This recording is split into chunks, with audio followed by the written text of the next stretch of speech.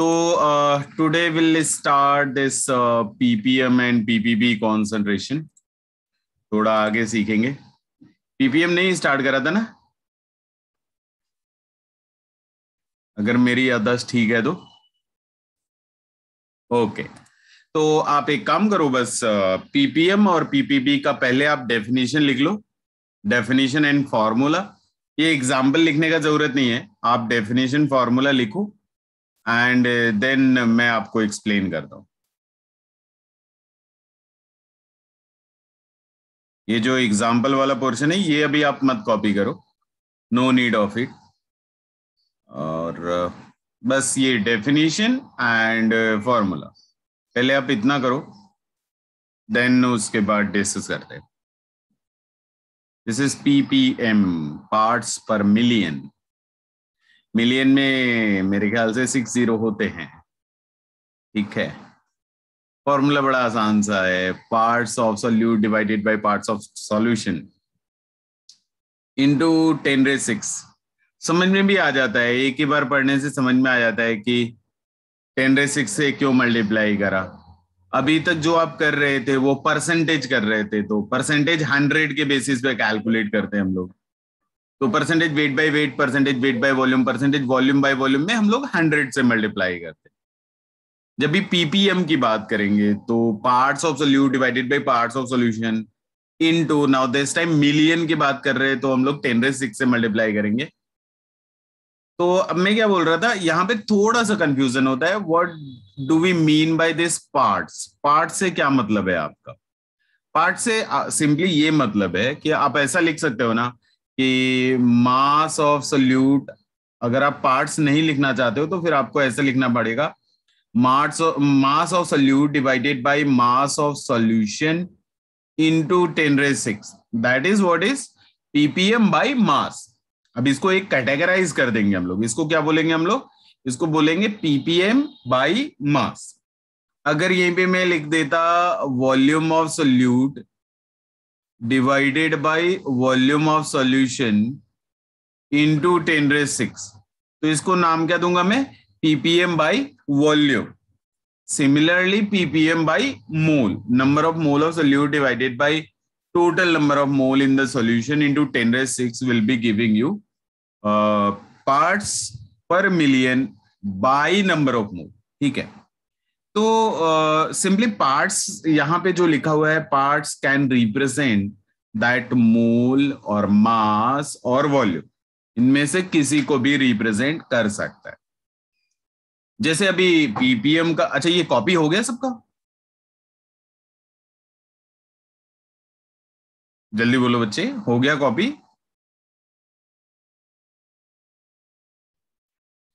आलसी लोगों, आज बोल लो।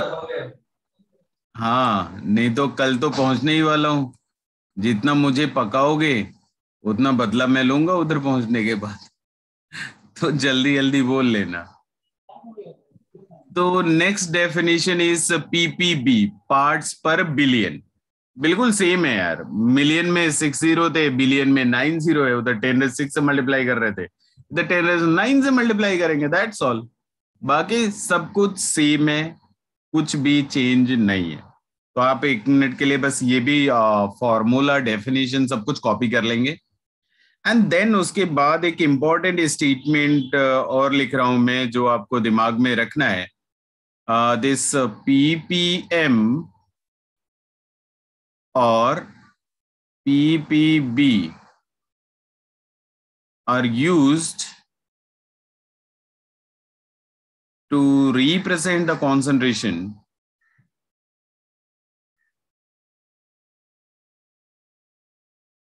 to represent the concentration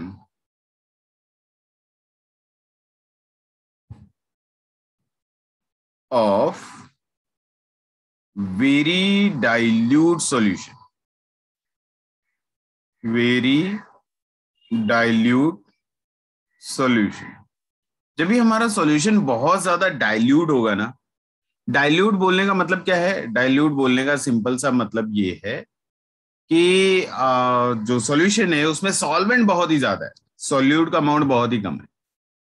तो जब भी हमारा सॉल्यूशन बहुत ही ज्यादा डाइल्यूट होगा तो हम लोग ये कॉन्सेंट्रेशन यूनिट इस्तेमाल करते हैं, पीपीएम एंड पीपीबी। एंड अगर आपको याद हो तो पिछले केसेस जैसे हम लोगों ने करे थे, percentage weight by weight, percentage weight by volume, percentage volume by volume, अगर ये सब किसी क्वेश्चन में दे रखे हैं तो वहां से मीनिंग कैसा हम लोग लिख लेते थे, वैसा ही मीनिंग हम लोग यहाँ पे भी लिख सकते हैं, पीपीएम पीपीबी में भी लिख सकते हैं। द ओनली थिंग इज कि इसमें थोड़ा सा अलर्ट रहना है। कैसा अलर्ट रहना है? मान लो आपको मैंने ऐसा बोल दिया, अ यूरिया सॉल्यूशन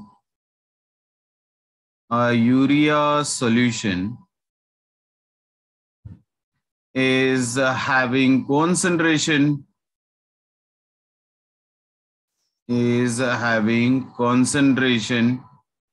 12 ppm।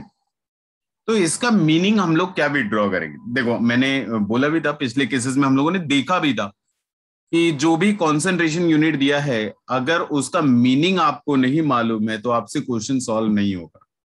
आपको उसका मीनिंग लिखना जरूरी होता है बिफोर सॉल्विंग द क्वेश्चन। तो मान लो इसका अगर मुझे मीनिंग लिखना होता तो मैं क्या लिखता? मैं सीधा सीधा लिखता, भाई पीपीएम कितना? 12। पीपीएम का फॉर्मूला अपने को मालूम है तो यहाँ पे 12 लिख दिया। मान लो यहाँ पीपीएम 12 बाई मास आपको बोल रखा है, वो बोलेगा बाई मास बाई वॉल्यूम, वो क्वेश्चन में आपको दिया रहे। तो पीपीएम का वैल्यू कितना था? 12, वो तो लिख ही लिया। आगे फॉर्मूले में क्या लिखूंगा? Mass of solute divided by mass of solution into 10⁻⁶। अब जैसा अगर आप याद करो तो जब हमने पहली बार percentage weight by weight, percentage weight by volume, percentage volume वाले वॉल्यूम का जब मीनिंग एक्सप्लेन करना शुरू करा था, तो वो टाइम में मैंने बोला था कि चलो यहाँ पे जो डिनोमिनेटर है, परसेंटेज के केस में मैंने 100 मान लिया था तो वहां पे मीनिंग बहुत इजीली हम लोगों को मिल जाता था। वैसे ही यहाँ पे डिनोमिनेटर को आप 10⁻⁶ मान सकते हो, कोई प्रॉब्लम नहीं। अगर आप सॉल्यूशन का 10⁻⁶ ग्राम ले आओगे तो सोल्यूट का 12 ग्राम रहेगा, दैट इज परफेक्टली फाइन, कोई प्रॉब्लम नहीं। बट समटाइम्स व्हाट हैपेंस ना, कि एक बार बोलने को बड़ा अजीब लगता है। आप सोचो, एक बार फिर से बोलता हूं वही स्टेटमेंट, मान लो आपको 12 पीपीएम दिया हुआ है और यही स्टेटमेंट में फिर से बोलता हूं। स्टेटमेंट में क्या बोलूंगा कि अगर मेरे पास 10⁻⁶ ग्राम सॉल्यूशन है तो उसमें 12 ग्राम सोल्यूट रहेगा। Can you imagine what you are saying? It is 10⁻⁶ gram. 10⁻⁶ gram is 1000 kg।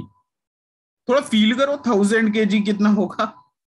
1 kg नहीं, 2 kg नहीं भाई, 100 kg नहीं, 1000 kg। उसमें हमको सॉल्यूट कितना है? 12 ग्राम। बिट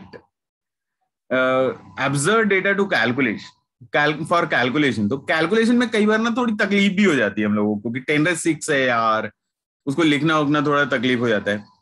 बट एक चीज बताऊं आपको, ऐसा नहीं है, ऐसा बिल्कुल नहीं है कि आप अगर 10⁻⁶ लिख देते हो तो गलत हो जाएगा। दैट इज परफेक्टली फाइन और आपका आंसर 100% करेक्ट आएगा। लेकिन वही है ना, थोड़ा अच्छा नहीं लगता, थोड़ा फीलिंग नहीं आता कि मैं 1000 kg सॉल्यूशन ले आऊं, उसमें 12 ग्राम सॉल्यूट रहे, मतलब वो थोड़ा अच्छा नहीं लगता। That's it. Otherwise you can take it. आप जैसे percentage weight by weight, percentage weight by volume, percentage volume by volume को बोल रहे थे, वैसे इसको भी बोल सकते हो that if I am going to take 10⁻⁶ gram of solution, then definitely it is going to contain 12 gram of solute. That is perfectly fine.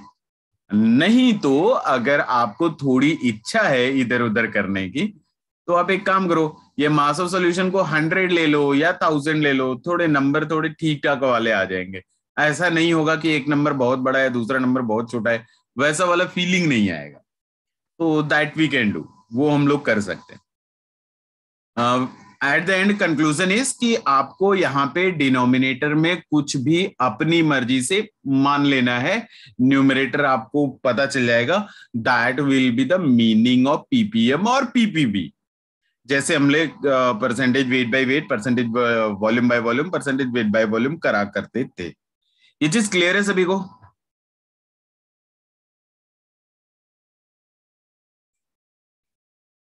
अरे पका रहे हो, ठीक है, पकाओ पकाओ। सर पका रहे हो, पकाओ पकाओ। जल्दी आता हूँ। क्या है सर? पकाने का मौका नहीं मिलेगा। चलो एक क्वेश्चन करते हैं हम लोग। ये क्वेश्चन आप करो, और ये क्वेश्चन में ना आपको बी पार्ट नहीं करना है। बी पार्ट थोड़ी देर बाद करेंगे, बी पार्ट नहीं करना है। आप ए पार्ट करो तो देखे कितना जग रहे हो आप लोग। बोल रहे a sample of drinking water was found to be severely contaminated with chloroform. मतलब कहीं पे पीने का पानी था, उसमें क्लोरोफॉर्म कहीं से चला गया। And chloroform suppose to be carcinogen in nature. मतलब अगर क्लोरोफॉर्म बॉडी में ज्यादा होने लगा तो कैंसरस हो सकता है। अच्छा, फिर बोले the level of contamination was 15 ppm by mass. मतलब बेसिकली आपको क्लोरोफॉर्म का कंसंट्रेशन बता रहे हैं उस ड्रिंकिंग वाटर में। क्या कॉन्सेंट्रेशन बता रहे हैं? It is 15 ppm by mass.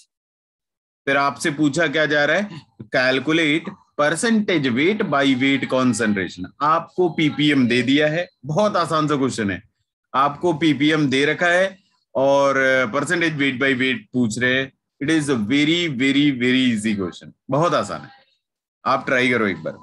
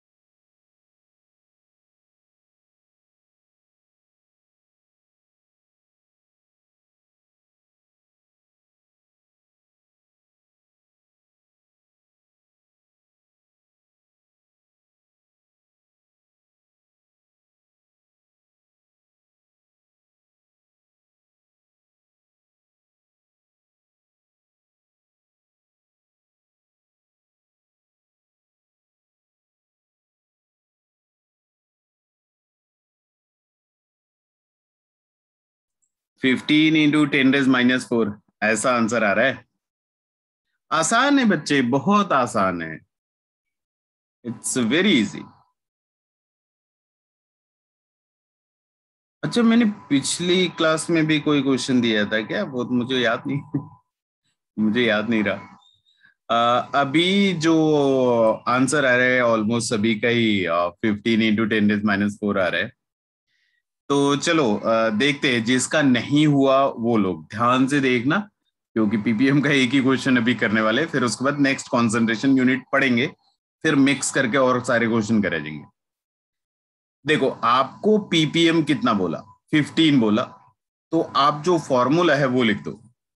15 लिख दिया।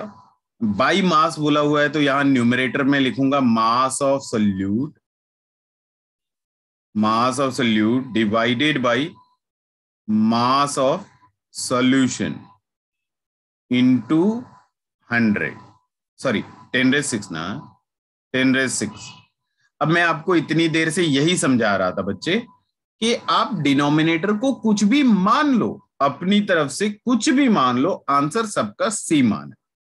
आप बताओ, आप में से कोई बताएगा मैं यहाँ पे डिनोमिनेटर को क्या मान लूं? जो भी बोलो वो मान लूंगा मैं और उसी के अकॉर्डिंग सॉल्व कर दूंगा। कोई बताएगा क्या मान लूं यहां पे? नहीं, कोई नहीं बोलेगा। कोई नहीं बोलेगा तो अपनी मर्जी से कुछ भी लिख दूंगा मैं। चलो 100 मान लेता हूं, ठीक है। चलो मान लिया मैंने, मास ऑफ सॉल्यूशन कितना, 100 ग्राम, ठीक है। मैं क्या लिखूंगा, 15 is equals to mass of solute divided by 100 into 10⁶। थोड़ा सा सिंप्लीफाई करो जरा, आपको मिलेगा mass of solute is equals to 15 into 10⁻⁴, ये मिलेगा। अब अगर इसमें किसी को डाउट है कि ये कैसे मिला तो आप पूछ सकते हो, आई विल एक्सप्लेन। नहीं तो मास ऑफ सॉल्यूट इतना ही मिलेगा, और मास ऑफ सॉल्यूशन आपने 100 मान रखा है। परसेंटेज वेट बाय वेट पूछ रहे थे, क्या आसान सा काम पूछा था कि परसेंटेज वेट बाय वेट का formula mass of solute divided by mass of solution into 100। भाई वैल्यू रख दो, अपना काम हो जाए। 15 इंटू 10⁻⁴ सॉल्यूट का मास, सॉल्यूशन का मास 100 इंटू 100, तो ये 100 कैंसिल हो गया, यही जो आया वही आंसर है, 15 इंटू 10⁻⁴%। बड़ा आसान सा क्वेश्चन था यार, ये तो बहुत ही इजी था, फटाफट हो जाता। किसी को डाउट है क्या? एनीवन? किसी को भी अगर डाउट है तो आप पूछ सकते हो। अगर डाउट नहीं है तो फिर मैं आगे मूव करूं। आलसी कैरेक्टर लोग जल्दी बोलो। कोई नहीं बोलेगा ना? ठीक है ठीक है ठीक। कल के बाद जब भी तुम्हें भूख लगेगी उसी टाइम पे क्लास रखूंगा मैं, ध्यान रखना। तुम मुझे पकाओगे तो मैं भी पकाऊंगा। चलो फिर आगे मूव कर दे। Next question. नेक्स्ट क्वेश्चन क्या, थोड़ा सा एक छोटा सा डेफिनेशन पढ़ते हैं। That is molality. मोलैलिटी से पहले एक और डेफिनेशन, पहले मोलैरिटी पढ़ेंगे फिर मोलैलिटी पढ़ेंगे। मोलैरिटी, ये आप फॉर्मूला और डेफिनेशन लिख लो, ये किसी को भी नहीं भूलना चाहिए। मोलैरिटी इन शॉर्ट जो मैं बार बार लिखूंगा वो आपको लिख करके दिखाई देता हूं। Molarity is number of mole of solute divided by volume of solution. जैसा मैंने आपको बोला था कि आप कोई भी कॉन्सेंट्रेशन यूनिट लेकर के आओ, हमेशा क्या होगा, न्यूमरेटर में सॉल्यूट रहेगा और डिनोमिनेटर में सॉल्यूशन रहेगा। तो वो यहां भी एप्लीकेबल है। द ओनली डिफरेंस इज कि न्यूमरेटर में आपको सॉल्यूट का नंबर ऑफ मोल लिखना है एंड डिनोमिनेटर में सॉल्यूशन का वॉल्यूम लिखना है। और एक चीज, ये जो सॉल्यूशन का वॉल्यूम होगा that must be in litre, ये आपका लीटर में लिखना है। लीटर के अलावा आप किसी और कॉन्सेंट्रेशन यूनिट में नहीं लिखोगे। ये क्लियर है सभी को? जल्दी बोलो है। ठीक है पकाओ पकाओ। आज मैं तुम्हारे पकाने से ज्यादा परेशान नहीं होऊंगा क्योंकि तुम्हारे पास बचने के लिए ज्यादा टाइम नहीं है। ठीक है ओके। तो मैं आगे बोल रहा हूं कि मान लो आपको ना ऐसा ही स्टेटमेंट लिख दिया, 1.7 मोलर NaCl एक्वस सॉल्यूशन।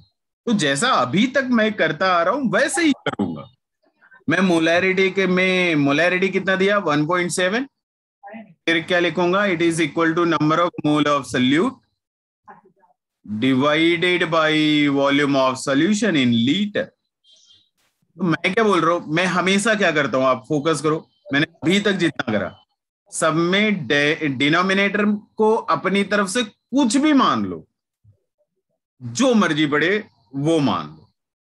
अब ये वॉल्यूम ऑफ सॉल्यूशन कुछ एज्यूम करना था लीटर में, तो कुछ प्रैक्टिकल वैल्यू अगर मैं बोलूं तो 1 लीटर ले लो यार, 1 लीटर समझ में आता है। अगर आप 100 लीटर ले लेते हो, एक ड्रम ले लेते हो ना, तो भी आंसर आपका करेक्ट आएगा, लेकिन मतलब बोल करके अच्छा नहीं लगेगा ना कि सॉल्यूशन मैंने लिया, कितना लिया, 1 ड्रम सॉल्यूशन लिया। क्यों लिया, 1 लीटर ले लिया होता, 1 ड्रम क्यों लेने गया था, आंसर सेम आने आने वाला है। तो उसके अकॉर्डिंग अगर आप 1 लीटर लोगे तो कैलकुलेशन भी थोड़ा आसान बनेगा एंड चीजें थोड़ी फिजिबल सी लगेंगी। तो यहाँ पे अगर 1 लीटर आप सॉल्यूशन एज्यूम कर लेते हो तो number of mole of solute क्या हो जाएगा, 1.7। दैट इज रिटन हियर कि अगर मेरे पास 1 लीटर सॉल्यूशन है तो उसमें 1.7 मोल किसका रहेगा, NaCl का रहेगा। This is what is the interference और you can say meaning of 1.7 molar NaCl ना। नेक्स्ट मैं क्या बोल रहा हूं, यहां पे अगर मैं आपको रिमाइंड कराऊं तो मोल कैलकुलेट करने के 3 फॉर्मूले हम लोग ऑलरेडी सीख चुके हैं। The first formula was number divided by Avogadro number, second formula is mass of the sample in gram divided by molar mass, and the third formula is a volume of gas at STP in liter divided by 22.4. that was the third formula. ना यहां से ना एक fourth formula अपनी तरफ से आप generate कर सकते हो। कैसे, यहां पे अगर आप देखो तो number of mole of solute, that is what mole actually. तो मोल कैलकुलेट करने के लिए आप क्या कर सकते हो, मोलैरिटी इनटू वॉल्यूम करोगे ना तो भी आपको नंबर ऑफ मोल मिलेगा। कीप इन माइंड कि कभी भी आपको अगर सॉल्यूट का नंबर ऑफ मोल चाहिए होगा तो आपके पास 3 फॉर्मूला तो है ही, वो आप कभी भी इस्तेमाल कर सकते हो। इसके अलावा this is going to be your fourth formula, it is also very frequently used कि अगर कभी मुझे सॉल्यूट का नंबर ऑफ मोल कैलकुलेट करना होता है तो हम लोग क्या करते हैं, मोलैरिटी इनटू वॉल्यूम मल्टीप्लाई कर देते हैं, हमें सॉल्यूट का नंबर ऑफ मोल मिल जाता है। राइट, यहां तक किसी को कोई डाउट, तकलीफ?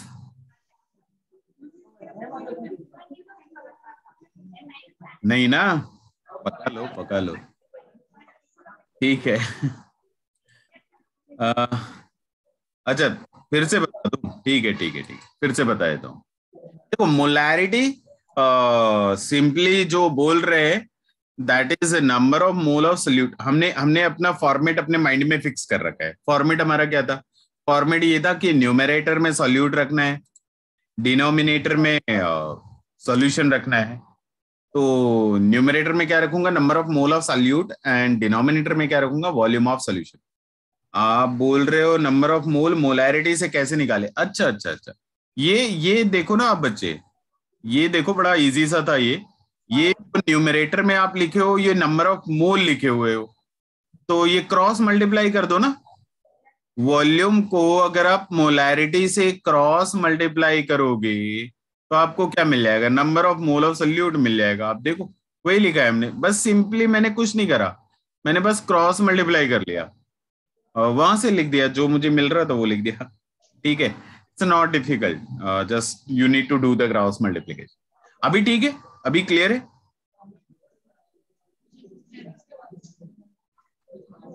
ओके ठीक है। तो अब एक अलग सा डेफिनेशन कंसंट्रेशन यूनिट्स में। अभी तक हमारा माइंड ना सेट हो चुका होता है कि हमें न्यूमरेटर में सॉल्यूट एंड डिनोमिनेटर में सॉल्यूशन लिखना है।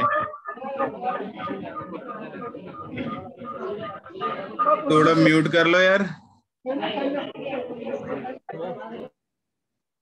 हाँ, तो मैं ये कह रहा था कि अभी तक जितना कंसंट्रेशन यूनिट हम लोग पढ़ रहे थे, हमारा माइंड ट्रेन हो चुका है कि न्यूमरेटर में सॉल्यूट रखना है, डिनोमिनेटर में सॉल्यूशन रखना है, और उसी को कंबाइन करके अपना फॉर्मूला लिख लेना। बट अभी जो कॉन्सेंट्रेशन यूनिट देखने जा रहे हो ये सबसे अलग है। This is the only one concentration unit जो हमारे फॉर्मेट को नहीं मानता, जिसमें न्यूमरेटर में तो अभी भी सोल्यूट है, लेकिन डिनोमिनेटर में बच्चे ये बहुत अच्छे से सब लोग केयर करके रखेंगे इसको कि भाई मोलैलिटी में ना, डिनोमिनेटर में ना सॉल्वेंट आता है, सॉल्वेंट, सॉल्यूशन नहीं आता, पहली चीज।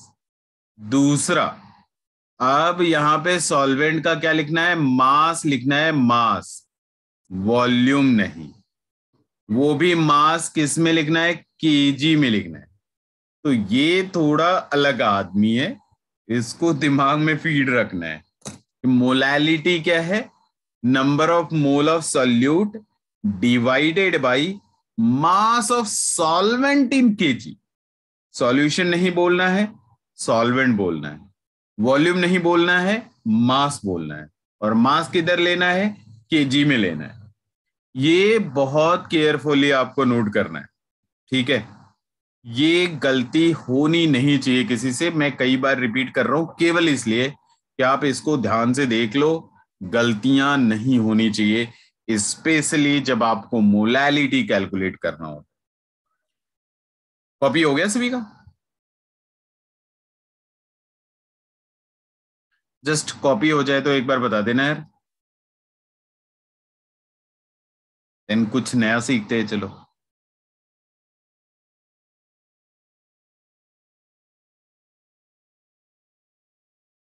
डेफिनेशन बड़ा आसान सा है, बकवास सा। It represent the mole of solute present in 1 kg of solvent. हाँ ठीक है भाई, डिनोमिनेटर को 1 kg बोल दिया, जो बच गया वो मोल ऑफ सोल्यूट बच गया। और वही क्या होता है, मोलैलिटी होता है। यूनिट इज अ मोल पर केजी और यू में से मोलल, ठीक है। स्मॉल एम से रिप्रेजेंट करेंगे, ध्यान रखना। पिछला वाला जो मोलैरिटी था उसको कैपिटल एम से रिप्रेजेंट करते हैं और इसको स्मॉल एम से रिप्रेजेंट करते हैं। हो गया, कॉपी हो गया सभी का?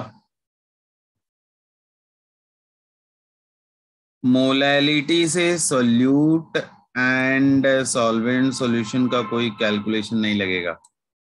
सोल्यूट एंड सॉल्वेंट और सॉल्यूशन का कोई कैलकुलेशन नहीं लगेगा। कैलकुलेशन के लिए थोड़ा पेशेंस रखो, आता हूँ, क्वेश्चन करेंगे तो हम लोग आपस में थोड़ा दिमाग लगा लगा करके कुछ ना कुछ निकाल ही लेंगे।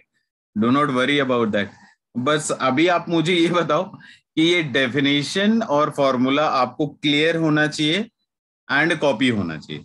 उसके बाद की चीज अभी मेरे ऊपर छोड़ो, मैं आता हूँ थोड़ी देर में। कैलकुलेशन कैसे करना है देखते हैं, उनको दिमाग लगाएंगे। अपने पास दिमाग है ना, उस पर भरोसा रखना है बस, और कुछ नहीं। चलिए, आपको ना एक नया चीज सिखाता हूं मैं, एक थोड़ा सा अलग सा चीज that is important for competition exam, may not be asked in your school exam. हो सकता है स्कूल एग्जाम में ना पूछा जाए, बट कंपटीशन एग्जाम के लिए इंपॉर्टेंट है। जैसे आपसे ये क्वेश्चन पूछा जाता है, चलो मैं आपको क्वेश्चन ही दे देता हूं। Which of the following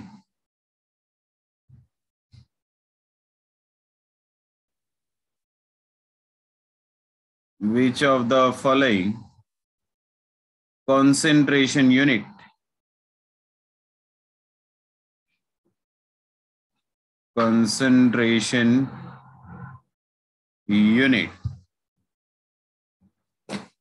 depends on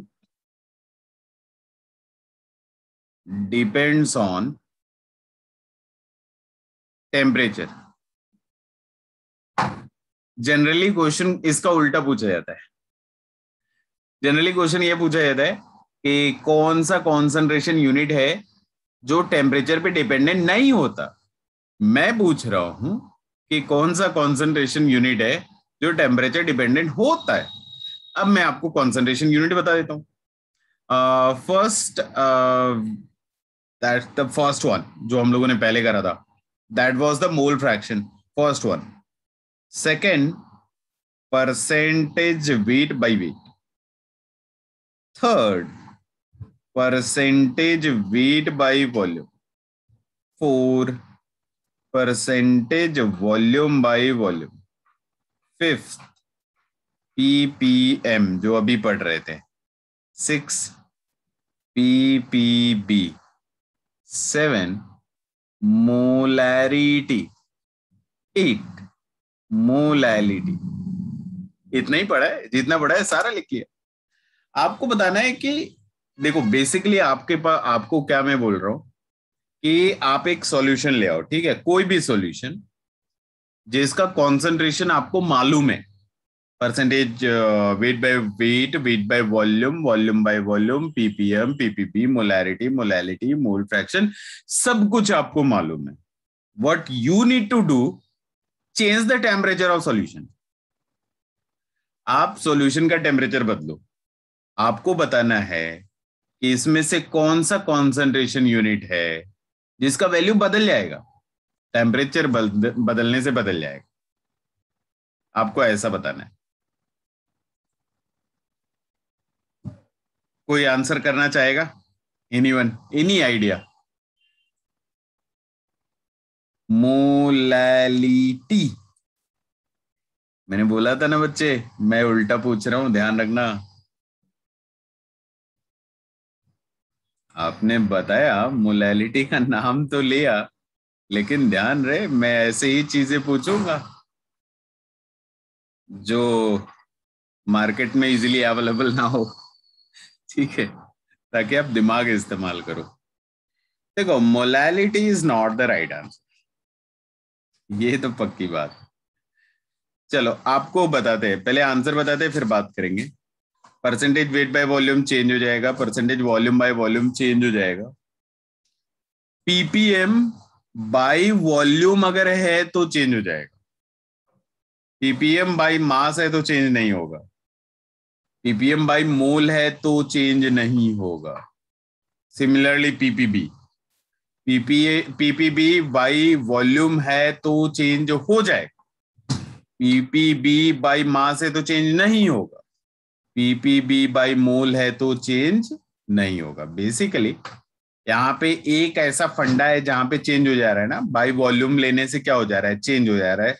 तो आई एम गोइंग टू से चलो यार ये भी चेंज हो सकता है, पॉसिबिलिटी है, वी हैव द पॉसिबिलिटी कि ये चेंज हो सकता है। मोलैरिटी डेफिनेटली चेंज हो जाएगा, ठीक है। कौन से लोग चेंज नहीं होंगे? देखो नॉर्मल मार्केट में अगर क्वेश्चन ढूंढोगे ना, तो वो लोग क्या पूछते हैं कि इसमें से कौन सा कॉन्सेंट्रेशन यूनिट है जो टेम्परेचर बदलने से नहीं बदलता। तो मोलैलिटी करेक्ट है, मोल फ्रैक्शन करेक्ट है, percentage weight by wait correct. हमको दोनों दिमाग में रखना है। कौन कौन सा नहीं बदलता? Molality, mole fraction, weight by weight. Now reason सुनोगे ना तो ये अपने आप याद हो जाएगा। व्हाट इज द रीजन कि हमारा मोलैरिटी चेंज हो गया यार, percentage weight by volume change हो गया, वॉल्यूम बाय वॉल्यूम चेंज हो गया, लेकिन ये लोग चेंज नहीं हो रहे हैं। What is the reason?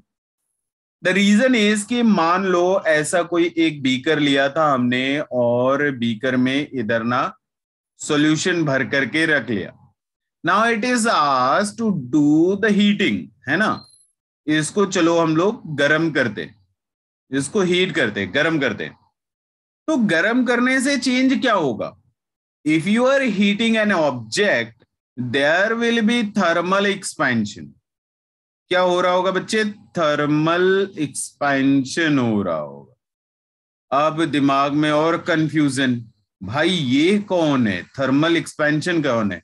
अरे कुछ नहीं यार, जनरली जो ऑब्जेक्ट आपके आसपास हैं उनको आप गर्म करोगे ना तो उसका वॉल्यूम बढ़ जाता है, जिसको हम लोग नाम देते हैं थर्मल एक्सपेंशन।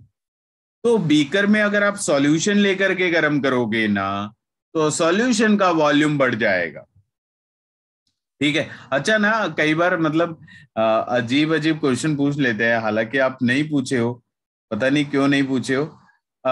कई बार ऐसा क्वेश्चन पूछते हैं कि सर मान लो हमने गर्म करा, ठीक है, तो इधर से पानी भाग गया, आप बताओ आप क्या करोगे? That's not expected to do. आप ना इसको कवर करो फिर हीट करो, उधर कुछ किसी को भागने मत दो, ऐसा वाला सीन नहीं होना चाहिए कि भाई आपने भगा ही दिया किसी को, तो फिर तो सारे ही चेंज हो जाएंगे, फिर तो लफड़ा ही हो जाए। ये क्वेश्चन ये समझ करके, ये अज्यूम करके पूछा जाता है कि वाइल हीटिंग, उधर से कोई भाग नहीं रहा, सोल्यूट सॉल्वेंट सब कोई उधर ही है, ठीक है, then you just change the temperature and then measure the different concentration unit and check कि कौन सा चेंज हो रहा है और कौन सा चेंज नहीं हो रहा है। तो आई वाज एक्सप्लेनिंग कि चेंज क्यों हुआ, कि जब भी आप ये सॉल्यूशन लोगे और इसको हीट करोगे तो वहां पे क्या हो जाएगा, थर्मल एक्सपेंशन हो जाएगा। थर्मल एक्सपेंशन हो गया मतलब ये है बच्चे, वॉल्यूम इंक्रीज कर गया।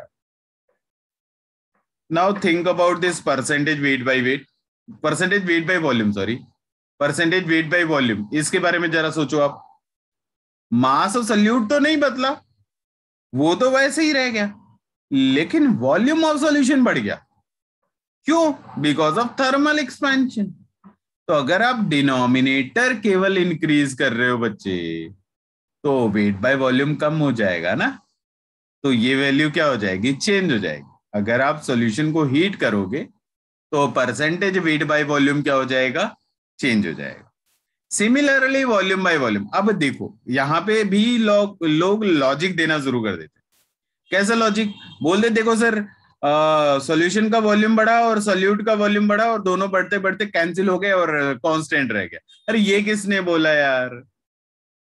आपके पास अगर दो ऑब्जेक्ट है मान लो, और दोनों को अगर सेम टेम्परेचर, मान लो दोनों का टेम्परेचर आप 10 डिग्री सेंटीग्रेड से बढ़ा रहे हो, and you cannot be sure कि दोनों का वॉल्यूम सेम अमाउंट बढ़ेगा। नहीं, आप ये श्योरिटी नहीं ला सकते ना, दोनों का वॉल्यूम बढ़ेगा।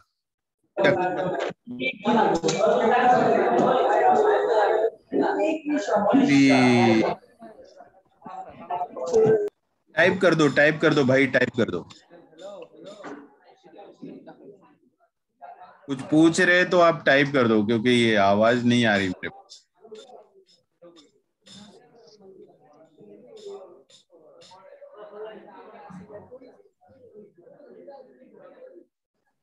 कुछ पूछ रहे थे क्या?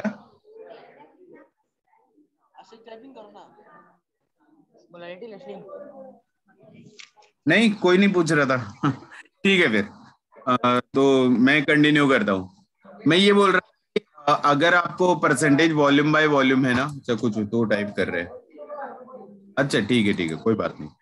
तो मैं आपको ये एक्सप्लेन कर रहा था कि अगर आप percentage volume by volume check कर रहे हो, टेम्परेचर आपने गलती से बढ़ा दिया, तो होगा ये कि वॉल्यूम तो दोनों का बढ़ेगा, वॉल्यूम ऑफ सॉल्यूशन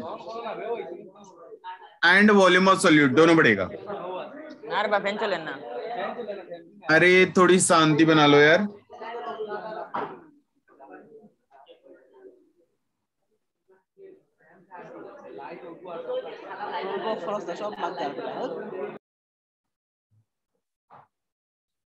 स्टार्ट करूं मैं? सेटल हो गया उधर तो स्टार्ट करूं? देखो, अगर आप टेम्परेचर इंक्रीज करोगे तो volume of solute and volume of solution दोनों इंक्रीज करेगा, but we can not be sure कि ये वाला जो फैक्टर है वो कैंसिल हो जाए, है ना। मान लो आपका सोल्यूट 10 ml से इंक्रीज हुआ और सॉल्यूशन, थोड़ा रुक जाइए सर, सीपीएससी का स्क्रीन ऑन हो रहा है। अच्छा ओके ओके ओके, तो जब ये हो जाए, सेटल हो जाए, तो मुझे बताइए आप।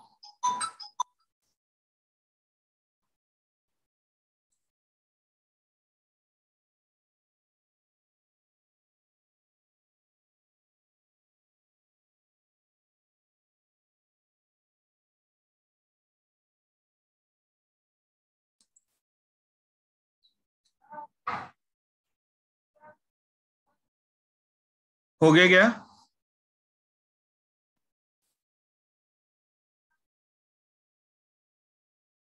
अच्छा, स्क्रीन सेटल नहीं होगा, मैं कंटिन्यू करूं? चलो मैं कंटिन्यू करता हूं।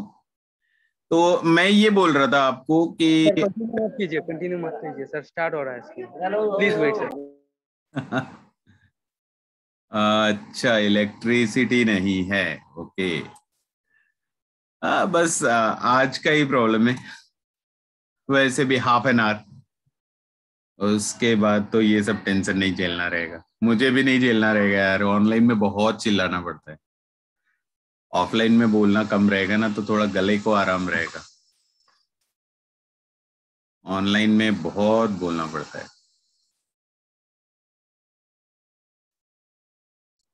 एक बार हो जाए, सेटल हो जाए, तो आप बताइए, फिर स्टार्ट करूं मैं।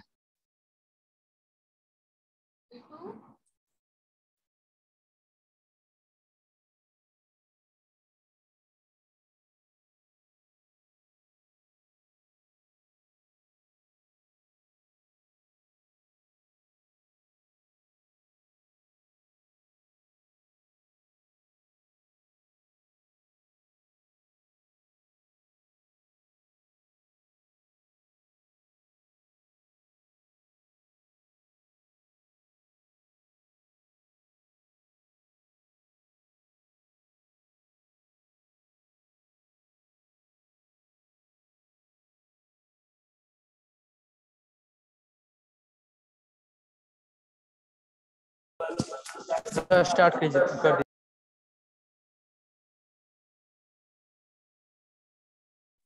हाँ ठीक है, स्टार्ट करते हैं। तो मैं आपको ये बोल रहा था, तीसरी बार बोल रहा हूँ, अगर आप टेम्परेचर रेज करोगे ना, तो परसेंटेज वॉल्यूम बाय वॉल्यूम में क्या होगा, volume of solute and volume of solution दोनों इंक्रीज करेगा, दैट्स परफेक्टली फाइन। लेकिन वी आर नॉट श्योर, हमें श्योरिटी नहीं है ना कि जो सॉल्यूट, जो न्यूमरेटर है वो कितना बड़ा और डिनोमिनेटर कितना बड़ा। तो अगर सेम फैक्टर से बढ़ते, और मान लो आपने 10 डिग्री सेंटीग्रेड टेम्परेचर इंक्रीज करा और सोल्यूट का वॉल्यूम डबल हो गया और सॉल्यूशन का वॉल्यूम भी डबल हो गया, तब तो ठीक था, तब तो वो 2 का फैक्टर कैंसिल हो जाता। But it is not happening in practical life. अलग अलग रेट से बढ़ते हैं ये लोग, तो परसेंटेज वॉल्यूम बाय वॉल्यूम भी टेम्परेचर चेंज करने से चेंज हो जाता है, ये दिमाग में रखना है। हाँ, पीपीएम पीपीपी के लिए मैं आपको पहले ही बोल रहा था कि अगर आपको पीपीएम बाय वॉल्यूम दिया है, चेंज हो जाएगा। बट अगर पीपीएम बाय मास दिया हुआ है तो ये चेंज नहीं होगा। ये समझने के लिए ना आप यहां पे फोकस कर लो पहले। कई बार ये भी पूछ लिया जाता है कि आप ये बताओ कि परसेंटेज वेट बाय वेट क्यों नहीं चेंज होगा टेम्परेचर बदलने से। बड़ा ऑब्वियस सा चीज है यार, टेम्परेचर इंक्रीज कर रहा हूं मैं, और ये जो हमारा कंटेनर है इसको क्लोज कर रखा है, फिर हीटिंग कर रखा है। ठीक है, मान लिया वॉल्यूम बढ़ जाएगा, थर्मल एक्सपेंशन हो जाएगा, but what about the mass? Mass तो सेम रहेगा, मास तो कंजर्व्ड है ना, मास नहीं चेंज होने वाला। तो मास ऑफ सॉल्यूट फिक्स है, वो टेम्परेचर बदलने से नहीं बदल रहा। Mass of solution that is also fix, temperature बदलने से नहीं बदलने वाला। तो आपका ये जो परसेंटेज वेट बाय वेट है, this will not change if you are changing the temperature. Similarly mole fraction, why mole fraction? Because आप भाई टेम्परेचर बदल करके जब मास नहीं बदल पा रहे हो ना, तो वॉल्यूम भी नहीं बदल सकते, प्रॉब्लम उधर है। ठीक है, मोल फ्रैक्शन, अगर मास नहीं बदला तो मोल फ्रैक्शन भी नहीं बदलेगा।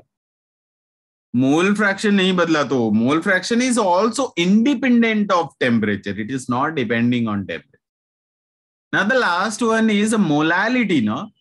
अगर मुझे मोलैलिटी के बारे में पूछा जाता तो मोलैलिटी क्या था, number of mole of solute divided by mass of solvent. देखो, अब तक मेरे माइंड में क्या आ जाना चाहिए, अब तक मेरे माइंड में ये आ जाना चाहिए था कि वो सारे कॉन्सेंट्रेशन यूनिट्स जिस वॉल्यूम रहेगा वो चेंज हो जाएगा, एंड वो सारे कॉन्सेंट्रेशन यूनिट जिसमें वॉल्यूम नहीं है वो नहीं बदलेगा। बस इतनी सी चीज आपको अपने माइंड में रखनी है। क्यों ऐसा बोला जाता है? रीजन आपको यहां पे दिया जा चुका है कि अगर आप टेम्परेचर चेंज करते हो तो थर्मल एक्सपेंशन और कंप्रेशन होगा, जिससे इफेक्ट केवल और केवल वॉल्यूम पे आना है।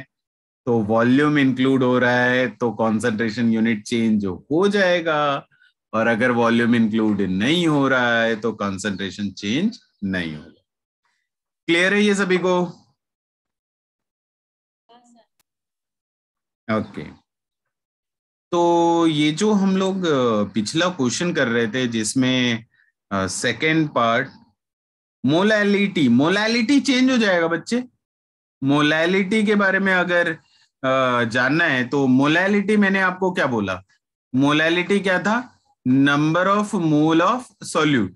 माना कि number of mole of solute नहीं बदलेगा, लेकिन वॉल्यूम ऑफ सॉल्यूशन का आप क्या करोगे बेटा? वॉल्यूम ऑफ सॉल्यूशन, आप टेम्परेचर बढ़ाओगे, वॉल्यूम बढ़ जाएगा, मोलैलिटी कम हो जाएगा। तो टेम्परेचर इंक्रीज करने से मोलैलिटी कम हो जाती है, टेम्परेचर डिक्रीज करने से मोलैलिटी बढ़ जाती है, इनवर्स रिलेशन। ठीक है, तो मोलैलिटी भी चेंज हो जाएगा। At the end you just need to remember the fact कि वो सारे कॉन्सेंट्रेशन यूनिट जिसमें वॉल्यूम रहेगा वो चेंज हो जाएगा, और वो सारे कॉन्सेंट्रेशन यूनिट जिसमें वॉल्यूम नहीं रहेगा वो चेंज नहीं होगा। ना ये जो आपके सामने क्वेश्चन दिख रहा है, इस क्वेश्चन का ए पार्ट आप कर चुके हो। Now do the B part. अब बी पार्ट जरा करो तो, सेकेंड वाला पार्ट। आपको पीपीएम दिया हुआ है 15 ppm, percentage weight by wait. अगर आपको आंसर याद हो तो अच्छी बात है, नहीं याद है तो मैं बता देता हूं। Answer was 15 into 10⁻⁴%। आपको मोलैलिटी बतानी है, मोलैलिटी बतानी है, स्मॉल एम बताना है। मोलैलिटी पे तो मोल of solute divided by mass of solvent, volume का तो बात नहीं है ना, तो वॉल्यूम चेंज होगा ना।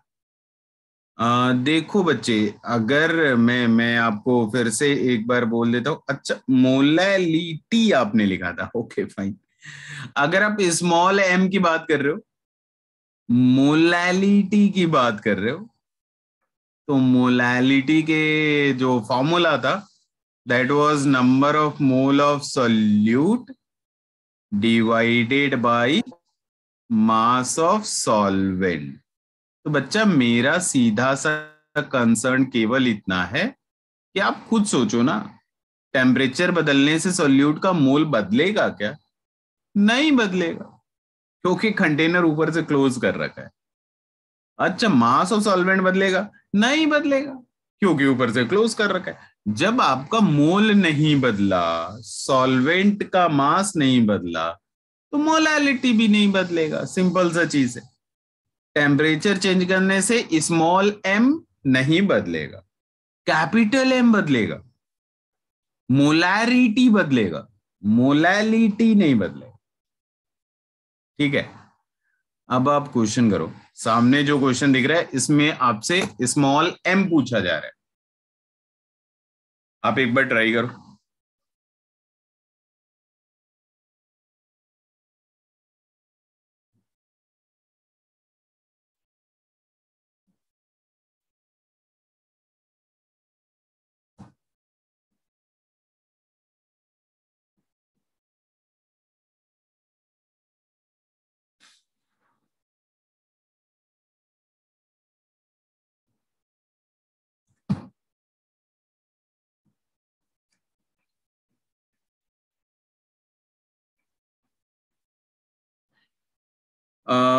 बोल रहे 1.255 into 10⁻⁴ molal small M. Okay, कोई और भी बताएगा क्या? आंसर कंफर्म हो जाएगा हम लोगों का अगर कोई बताएगा तो। ओह, आंसर अलग बता रहे हैं, 0.014। ओके ओके, आंसर डिफरेंट आ रहा है, मतलब कुछ ना कुछ कहीं पे हम लोग मिस कर रहे हैं।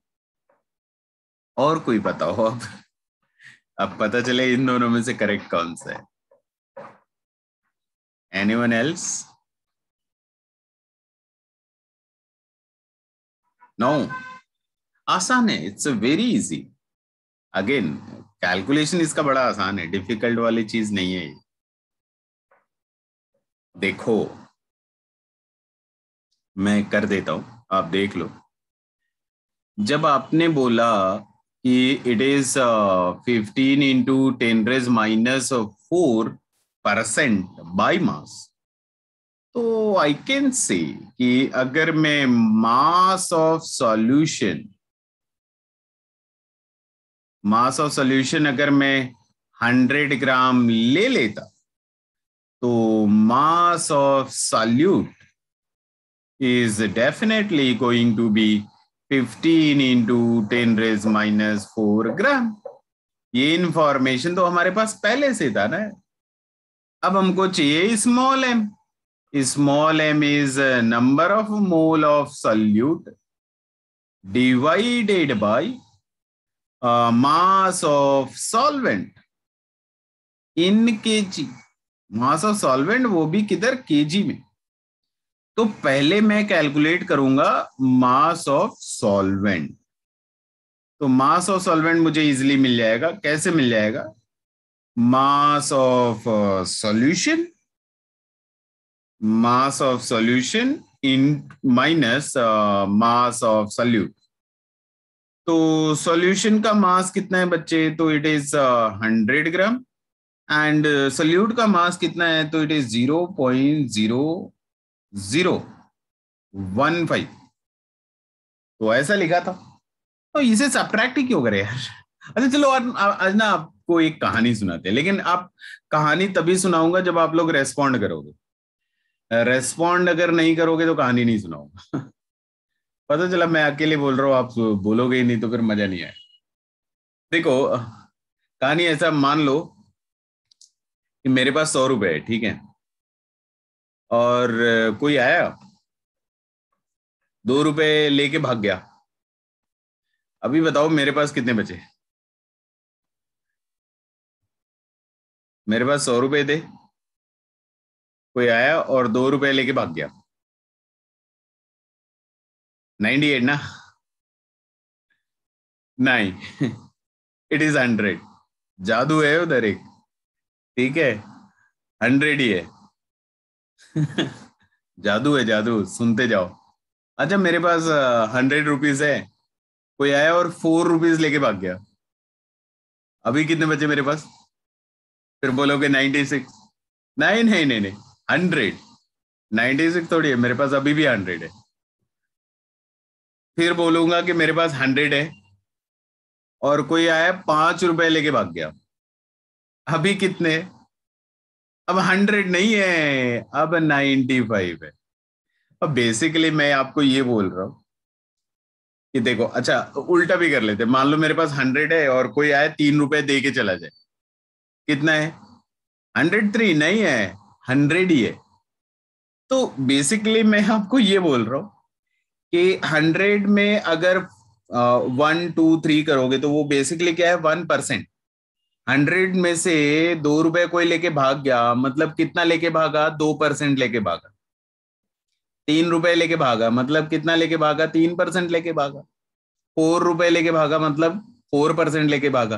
तो आप अगर फोकस करो तो मैं क्या बोल रहा था, 1 रुपीज लेके भागेगा, कोई चेंज नहीं करूंगा। 2 रुपए लेके भागेगा, कोई चेंज नहीं करूंगा। 3 रुपए लेके भागेगा, कोई चेंज नहीं करूंगा। 4 रुपए लेके भागेगा, चेंज नहीं करूंगा। 5 लेके भागेगा, अब चेंज कर दूंगा। बेसिकली ये एक कैलकुलेशन ट्रिक है जो सबके माइंड में हमेशा रहना चाहिए। A plus minus B is going to be equal to A. कभी जब भी B is less than 5% of A का 5% कैलकुलेट करो एंड मान लो 100 का 5% कितना है? 100 का 5% इज 5। तो अगर आप 5 से छोटी वैल्यू, दैट इज व्हाट, 1 2 3 4, तो 1 2 3 4 को अगर आप 100 में ऐड सब्ट्रैक्ट करोगे ना, कोई फर्क नहीं पड़ेगा, according to this approximation rule. ये रूल है अप्रोक्सीमेशन का, आपको दिमाग में रखना है ये, ठीक है। This is the rule for approximation. A plus minus B equal to A लिख सकते हैं हम लोग, कभी लिख सकते हैं जब भी बी का वैल्यू ए के 5% से छोटा हो जाएगा, तो ऐड सब्ट्रैक्ट करने का कोई फायदा नहीं, नेग्लेक्ट मार दो। इतना बकवास के बाद पता चला कि ये 0.0015 is going to be neglected. ये कितना आएगा, 100 ग्राम ही ले लेंगे, ठीक है। तो अच्छा, अभी तो कैलकुलेट करना बाकी है ना। अभी क्या कैलकुलेट करना बाकी है, अभी हमको कैलकुलेट करना बाकी है कि number of mole of solute कितना होगा।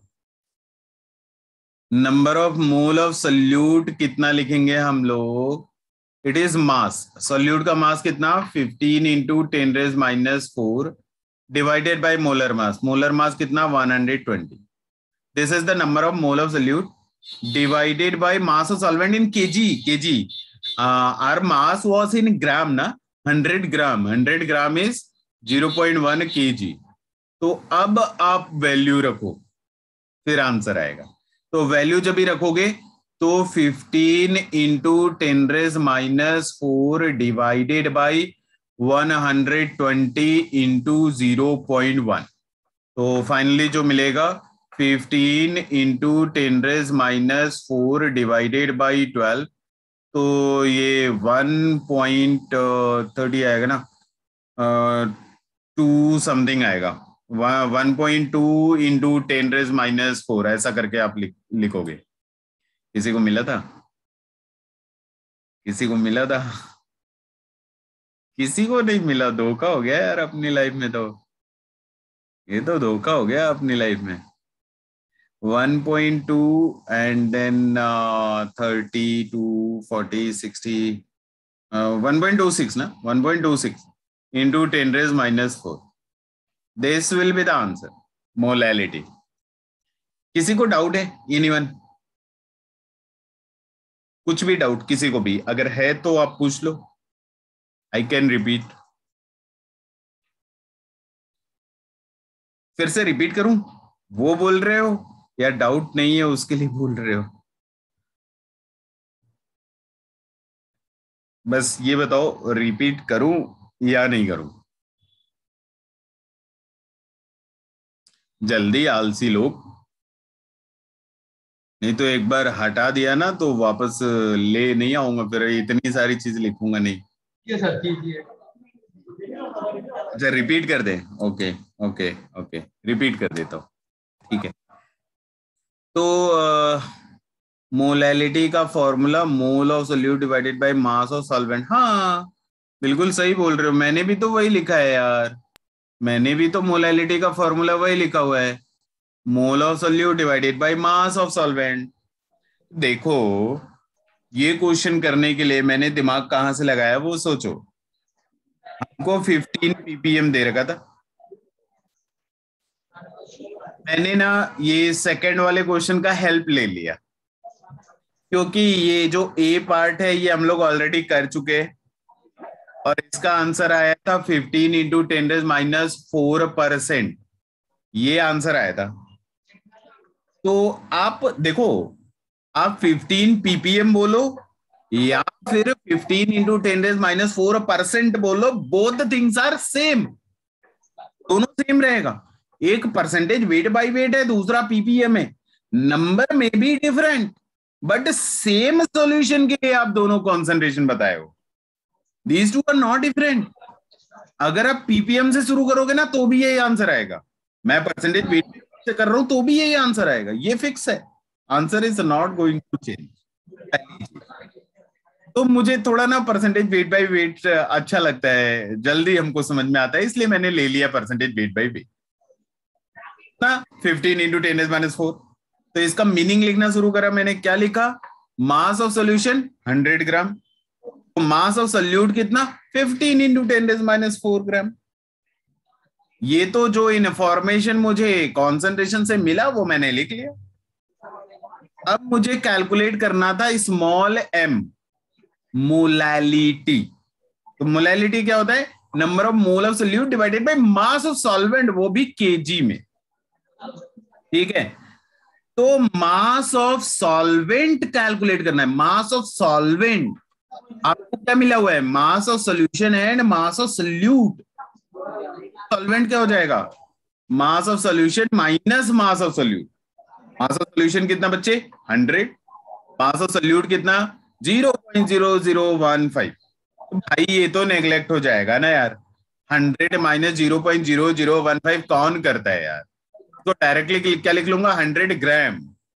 अब ग्राम को केजी में कन्वर्ट करना है तो क्या लिख लूंगा? 0.1 kg। मास ऑफ सॉल्वेंट मिल गया कितना? 0.1। ठीक है। अब नेक्स्ट हमको क्या चाहिए? Number of mole of solute. हमको मास ऑफ सॉल्वेंट मिल गया केजी में, डिनोमिनेटर हो गया। अब मुझे न्यूमरेटर में फोकस करना है कि हमको चाहिए number of mole of solute. तो number of mole of solute कैसे लिखोगे? Mass divided by molar mass. Solute का मास कितना? 15 इंटू 10⁻⁴। मोलर मास कितना? ये ऊपर दे रखा है ना यार, 120। 120 से डिवाइड कर दिया, मोल मिल गया। तो substitute the value, get the answer. इतना ही आएगा, 1.26 इंटू 10⁻⁴। ठीक है। उसके बाद तो सिंपल सा कैलकुलेशन। अभी क्लियर है सभी को?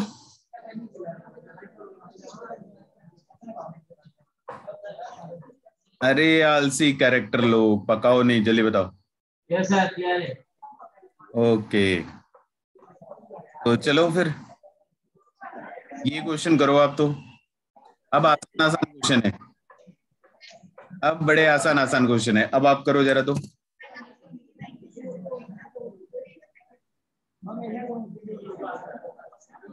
$117 grams of NaCl is dissolved in sufficient quantity of water to give a 1500 centimeter cube solution. What is the molar concentration? Capital M पूछ रहे आपसे। अगर आपको एटॉमिक मास चाहिए तो मैं बता देता हूं। Sodium atomic mass is 23 and chlorine atomic mass is 35.5। जल्दी से आंसर आना चाहिए एकदम फटाफट, बहुत आसान सा क्वेश्चन है।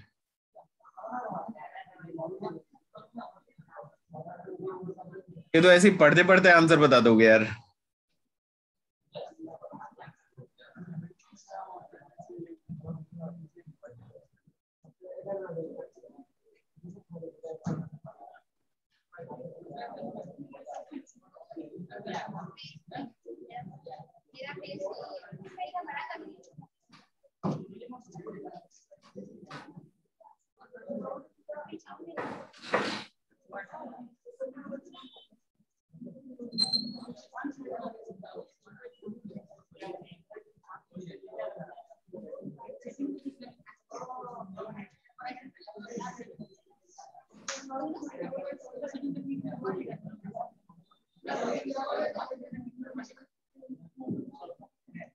किसी को मिला आंसर?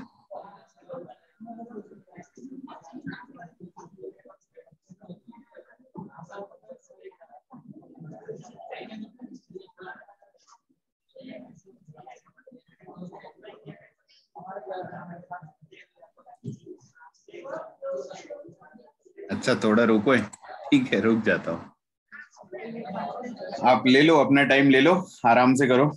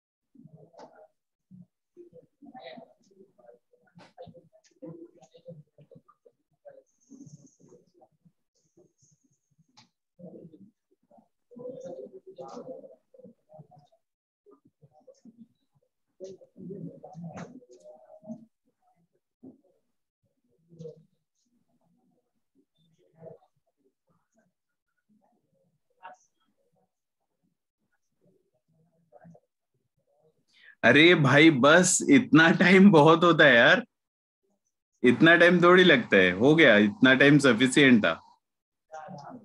चलो आप देखो, जल्दी जल्दी देखना, बड़ा आसान है, इट्स नॉट डिफिकल्ट। आपको मैंने क्या समझाया, देखो, फिजिकल केमिस्ट्री का क्वेश्चन करने के लिए बड़ा आसान तरीका होता है, बहुत इजी होता है।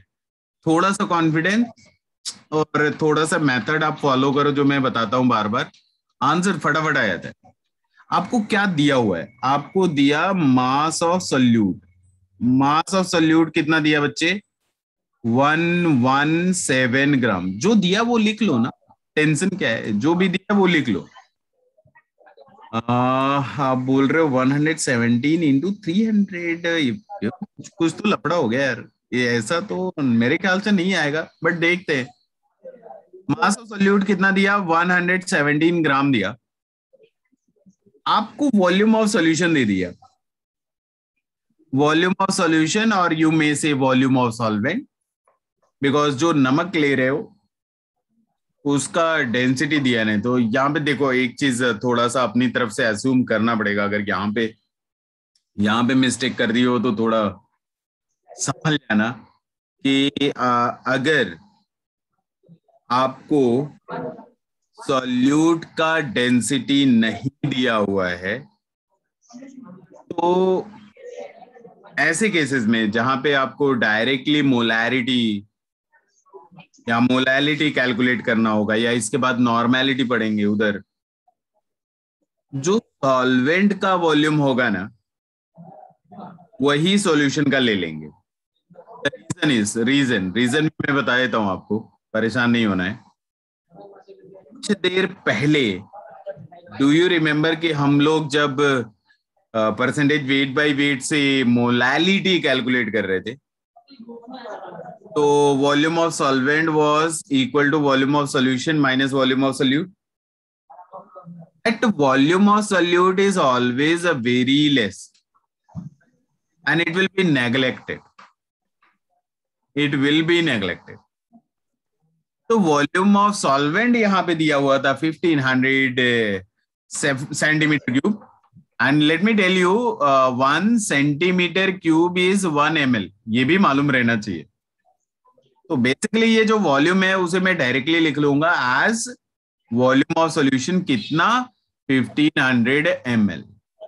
Now, if it is the volume of solution in ml, and we need to calculate the molarity, no? Molarity is going to be number of mole of solute divided by volume of solution. And this volume of solution should be in liter. तो अगर मुझे number of mole of solute चाहिए बच्चे, तो mass of solute तो मालूम है कितना, 117 divided by molar mass. Molar मास किसका, ऑब्वियसली NaCl। NaCl क्या हो जाएगा, sodium 23, chlorine 35.5, that is what, that is 58.5। if you do calculate the number of mole, it is coming out to be 2 only। तो number of मोल तो 2 मिल गया ना। अब क्या चाहिए, volume of solution. Volume of solution पहले से मालूम है यार, 1500 ml। You need this in litre. Litre में क्या हो जाएगा, 1.5 लीटर हो जाएगा, divided by 1000। 1 ml is 1/1000 litre. अब वैल्यू रख दो ना यार, 2 divided by 1.5, 1.5 is what, 3/2, so it is what, 4/3, so it is 1.333। that is the answer।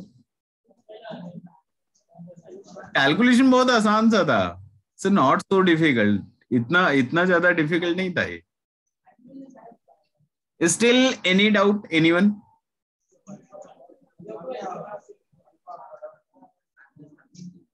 जल्दी बोलो बच्चे।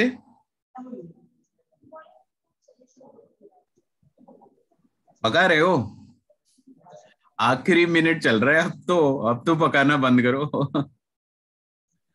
नहीं तो कल तो पक्का पिटाई होगी, ध्यान रखना। किसी को कोई डाउट है तो you can ask. Volume of solution का डाउट। किसका रिपीट अगेन. सॉल्यूशन. नहीं आ रहा है यार, वॉल्यूम नहीं आ रहा है, आपका आवाज नहीं आ रहा है. Volume of solution. अच्छा, वॉल्यूम ऑफ सॉल्यूशन का डाउट है. Okay okay, get it.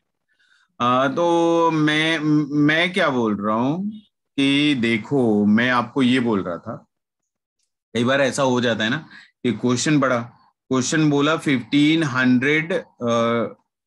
अच्छा, इसमें तो डायरेक्टली दिया भी हुआ है यार. सॉरी सॉरी, ये तो डायरेक्टली दिया है, इसमें दिमाग ही नहीं लगाना था. हमने ज्यादा एक्स्ट्रा दिमाग लगा लिया. कई बार एक्स्ट्रा दिमाग होना भी खतरनाक हो जाता है. बोल रहे sufficient quantity of water to give 1500 centimeter cube solution. That 1500 cube is what? The volume of solution. वो तो डायरेक्टली यहाँ पे दिया हुआ है. अगर नहीं भी दिया होता ना, मान लो मैं आपको ये एक्सप्लेन कर रहा था, मान लो इस क्वेश्चन में ऐसा बोल देता कि 1500 centimetre cube of water is taken. Since water is pure solvent, तो कई बार हम लोग हिचकते हैं कि इसे सॉल्यूशन का वॉल्यूम लूं या नहीं. You can take that. यहाँ तो खैर डायरेक्टली दे रखा है, यहाँ वैसा सोचना वोचना नहीं है. वहां पे डायरेक्टली बोला हुआ है कि आपके सॉल्यूशन का वॉल्यूम कितना है, 1500 सेंटीमीटर क्यूब. तो भाई ये चीज तो मालूम है ना अपने को, 1 सेंटीमीटर क्यूब इज 1 ml. तो 1500 centimetre cube is 1500 ml. ml में मिल गया तो लीटर में कन्वर्ट कर लो ना यार, 1000 से डिवाइड कर लो. 1 ml इज 1/1000 लीटर. अभी ठीक है.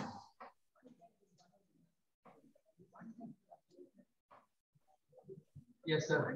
बच्चे अभी क्लियर है सभी को? Yes sir. Okay, so let's stop here itself. कल मिल ठीक है, कल मिलते हैं ऑफलाइन में. कल आ जाऊंगा मैं. Thank you sir. चलो बाय बाय. कल मिलेंगे. हाँ, कल मिलेंगे. चलो बाय बाय. सर बदला मत लेना. नॉर्मेलिटी आगे पढ़ाएंगे बच्चे, नॉर्मेलिटी आगे पढ़ाएंगे. Do not worry about that. जो नहीं सुना आपने वो पढ़ेंगे ही, वो डेफिनेटली पढ़ेंगे. बनाने का बदला. अच्छा बोल रहे हो, नॉर्मेलिटी सिलेबस में है क्या? नॉर्मेलिटी आपके हाँ सिलेबस में है. बिकॉज आपको रेडॉक्स भी तो पढ़ना है ना. रेडॉक्स में नॉर्मेलिटी आता है. कहीं ना कहीं इक्विवेलेंट के फंडे भी सीखने पड़ेंगे. वो सब यूज होगा बच्चे, सारा कुछ यूज होगा. चलो बाय बाय.